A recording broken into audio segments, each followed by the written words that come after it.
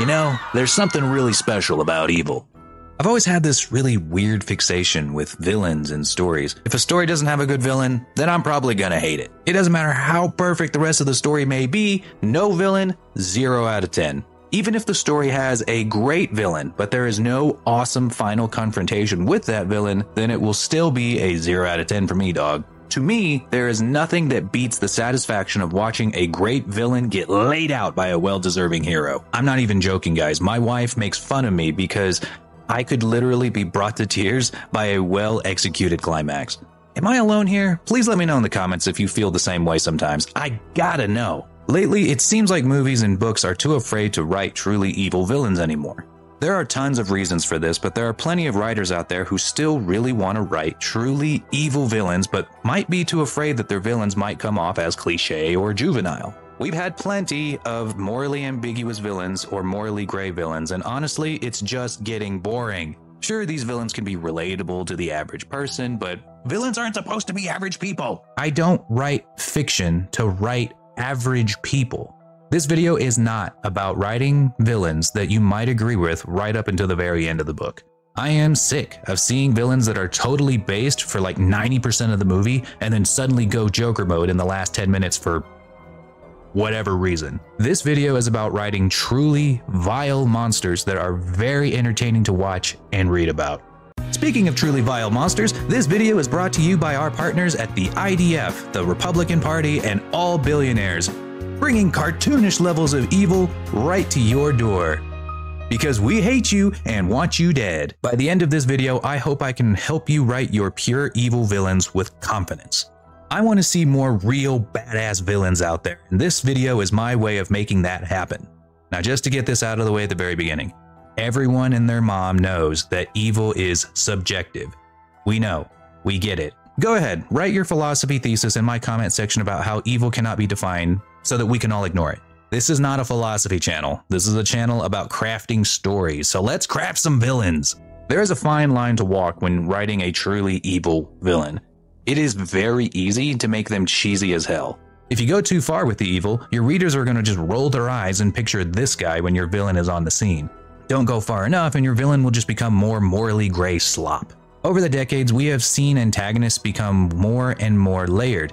Readers are becoming more critical of the media they consume and need a little more depth to their villains. Used to be, being evil because I'm evil was enough, but now that's just going to be seen as boring or amateurish. So how do we avoid that while still getting our evil villain fix? Your audience needs to be able to understand why your villain does the things that they do. Oftentimes, newer writers will hear this advice and interpret it wrong. They will think that they need to make their audience agree with their villains to make them relatable. You can do that, but you don't have to. This video isn't about those kinds of villains. People can understand a villain without needing to agree with them. For example, maybe I burned down that orphanage because I grew up there and had a ton of bad memories. Plus, I got anger issues. Easy to understand, but more sensible people wouldn't agree with my method of coping. At least I hope not. So how do we choose our villain's motivation for why they do the things that they do? Here are a couple of approaches. Number 1, the villain's story arc mirrors the hero's. In character-driven stories, the hero starts the story believing some kind of lie about the world, and over the course of that story, they overcome their character flaw and discover the truth. The villain can start the story believing the same lie and go down a negative character arc where they let the lie consume them, ultimately leading to their downfall. Here's a very simple, easy to understand example. The hero and villain both start the story believing friendship is a weakness and you can't trust anyone. Over the course of the story, the hero makes friends and learns how to trust people again. The villain kills all of his rivals, subjugates people rather than making allies, and becomes more paranoid with time. At the end of the story, the hero wins the day thanks to the alliances they forged, while the villain suffers alone. Making the villain fall deeper and deeper into depravity doesn't come off as cheesy because it plays a role in putting the theme on display. The theme of this story being friendship good, trusting people good, whatever. It shows what the hero could have become if they didn't wisen up.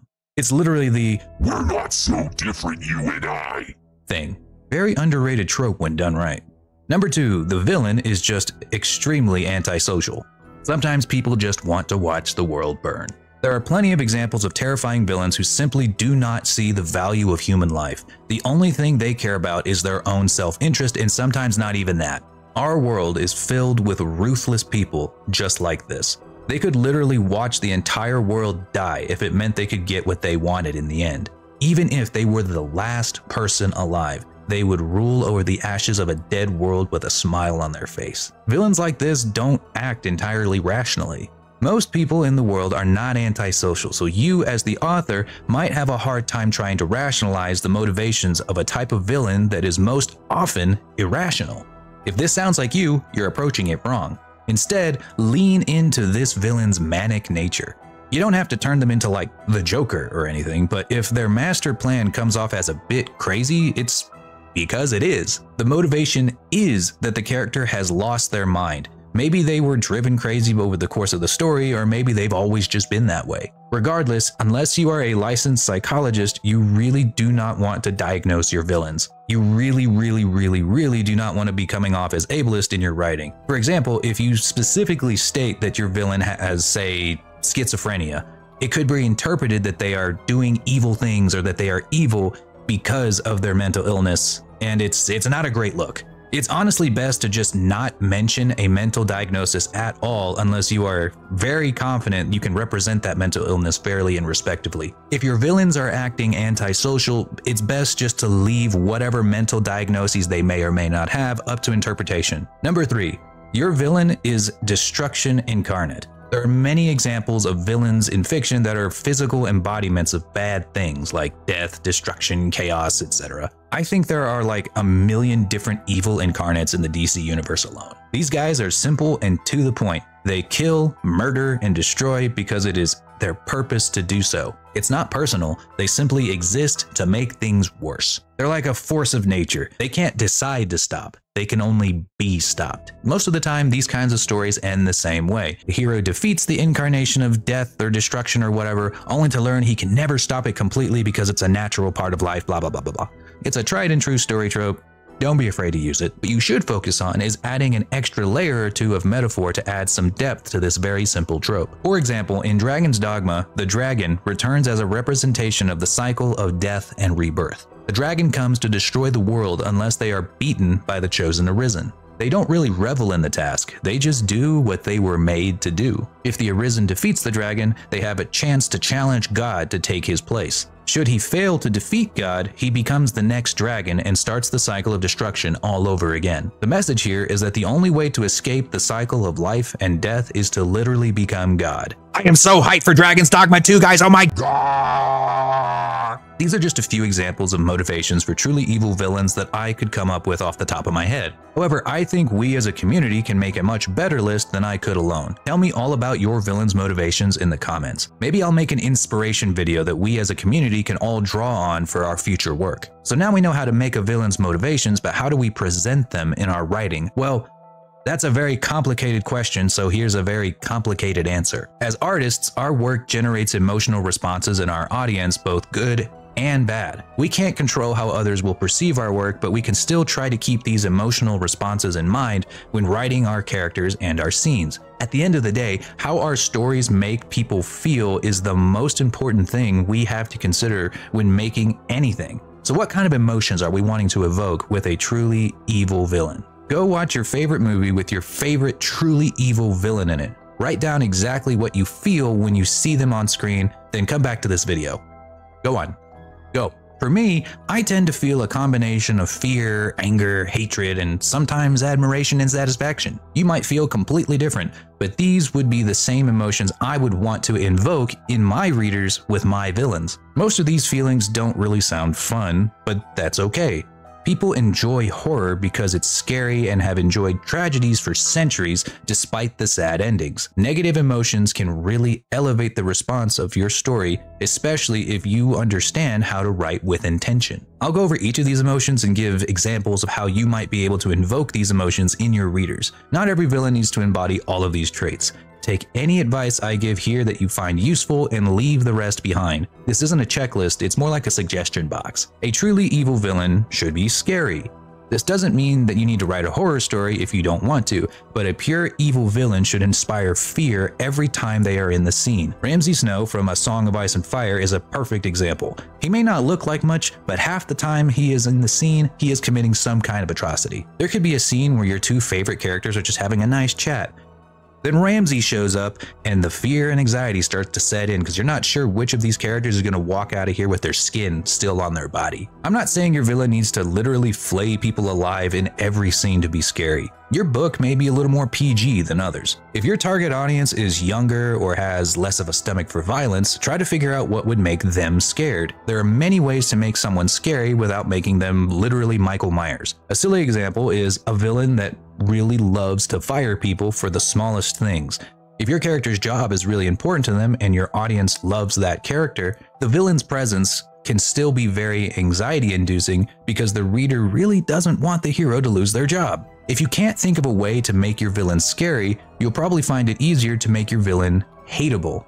Not unlikable, hateable. You've probably heard the phrase, villains we love to hate. Normally feeling hatred trains the soul, but hating fictional characters fuels it, especially if you know that that hated character is going to get what's coming to them. So how do we make our readers feel hatred towards a villain? Making them do bad things usually isn't really enough. For example, if your villain kills a bunch of random people, the reader won't care enough to feel real hatred. Have them kill a likable character, now you've got their attention. The more personal their animosity is, the more hate they can generate in your audience. Most people can't really relate to watching their wizard mentor be murdered, but they can relate to being stolen from, betrayed, tricked, lied to, abandoned, or worst of all, cheated on.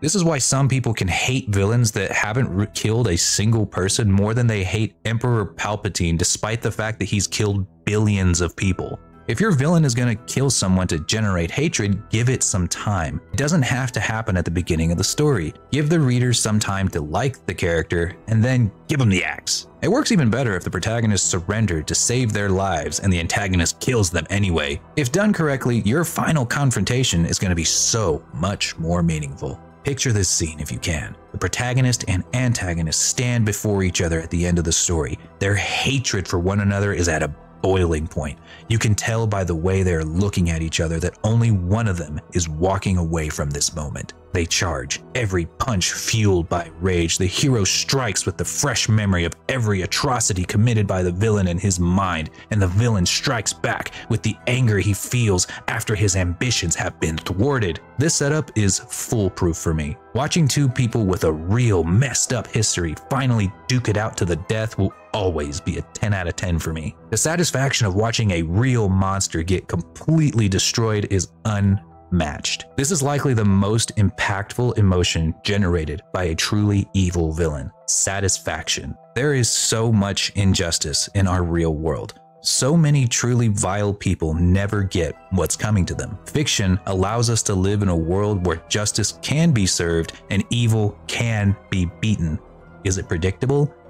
I mean, sure, but that's a good thing. You don't need to subvert every single trope to make your story compelling. The most predictable stories are often the most satisfying. When Luffy pounds the snot out of his 18th villain, no one is going to go, "Oh man, I really thought he was gonna die this time." They go, "Oh yeah, kick his ass!" By understanding the motivations of your villain and the feelings you want to invoke in your readers, you have all the tools you need to write a truly monstrous villain without it coming off as cheesy. Now go forth and write the next truly badass villain. Enough of this morally gray slop. Thanks for watching.